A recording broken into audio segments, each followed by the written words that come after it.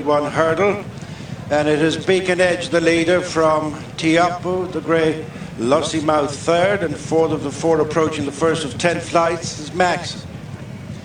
Coming away from flight 1, and the leader is Beacon Edge, former winner of the Drinmore. Leads in the hands of Keith Donoghue from stable companion Tiapu, and Sam Ewing in second, who's tracked by Lossiemouth and Paul Townend. Fourth of the four is Maxim and Jordan Gainford as the quartet turn into the straight to flights 2 and 3. In the lead is Beacon Edge on straightening from Tiapu. Lossiemouth is third and fourth, and last is Maxim. Flight number 2. In the lead is Beacon Edge by over 2 lengths to Tiapu, dual winner and top stayer of last season, is followed closely by Lossiemouth with Maxim looking on. Coming to flight number 3, taking them to the stands the first time. Order unchanged, it's Beacon Edge, leading Tiapu, Lossiemouth and Max. Coming up to pass the stands, having jumped 3 in the bar 1 Hatton's Grace hurdle. It's Beacon Edge by a length and a half to Tiapu in second. Third, returning star mare Lossiemouth. Fourth of the four is Maxim. Circuit to go. 7 flights left to jump. Still no changes from first to last. It's Beacon Edge making the bend to go to flights 4, 5 and 6 up along the side, leading Tiapu, Lossiemouth and Maxim. Facing flight number 4, first of 3 away from the stands. Beacon Edge up and over from Tiapu, Lossiemouth and finally Maxim.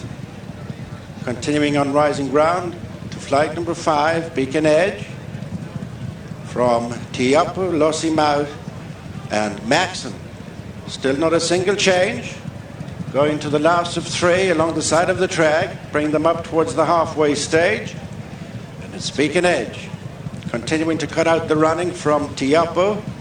Lossiemouth joined for third by proven handicap of Maxim as they reach the halfway stage. A good run of the next flight, which will be 4 from the finish and well inside their final mile. And poaching a lead is Beacon Edge and Keith Donoghue, now showing over 4 lengths in front of Tiapu and Sam Ewing. Matched for the third, Lossiemouth, Paul Townend and Maxim, Jordan Gainford. Racing downhill, having passed the halfway stage. 4 flights left to jump.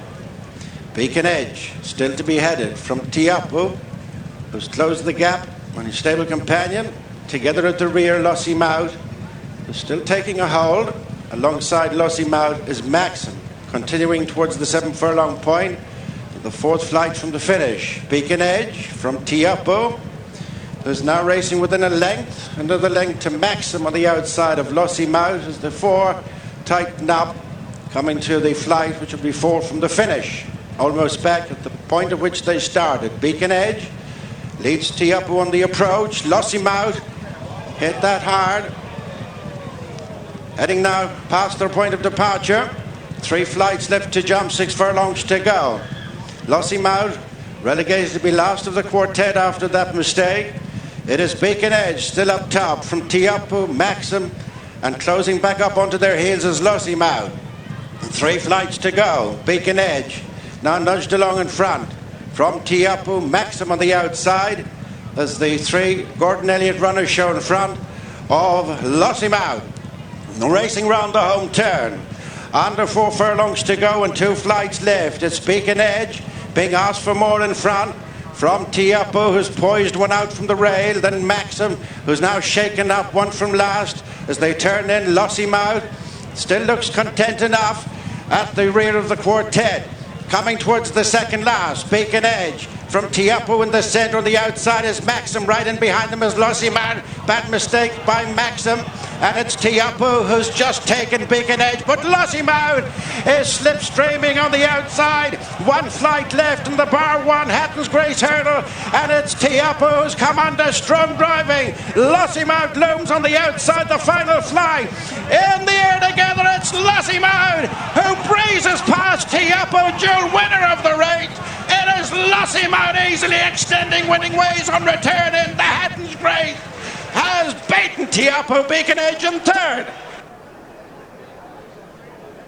She's good, all right, isn't she? She's now 9 from 10. Lossiemouth has justified strong market support to take the scalp of Tiapo in the Hatton's Grace hurdle. 7-4 on she returns. Fascinating race to watch. Probably no great surprise in terms of how it played out. But Don, what are your initial thoughts? What a performance, Gary, by Lossiemouth. She didn't do everything right through the race. She was a wee bit keen through the early part. She made a pretty significant mistake at I think it was the second last flight before turning for home, and she's done really well. She just breezed into the race, breezed up on the outside of Tiapo, was flat to the boards over the last 2 flights, and Paul Townend just gave her a squeeze. She's come away at 2.5 miles.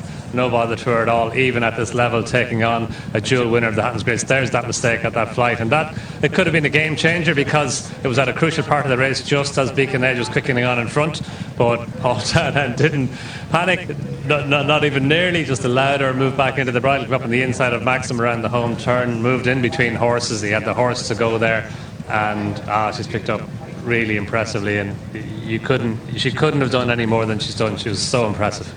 You were confident that Tiapo would give her a real race today. Do you think, in terms of how it did set up, that it was maybe going to show Tiapo the best effect? Yeah, I think what the way the race was run, it was kind of slow in the early part of the race, and then quickened on the run up to Ballyhack, and then quickened all the way from there to the home turn and up to the line. And Tiapo, we know he's a Stairs hurdle winner, and he stays 3 miles, but he's effective over 2.5. He's a dual Hatton's Grace hurdle winner as well, and yeah, I think Lossiemouth had to go and stay the 2.5 miles. There's that mistake by Maxim at the second last flight, but Maxim just started to fade out of it there. But here's where Lossiemouth supporters would have been on very good terms with themselves.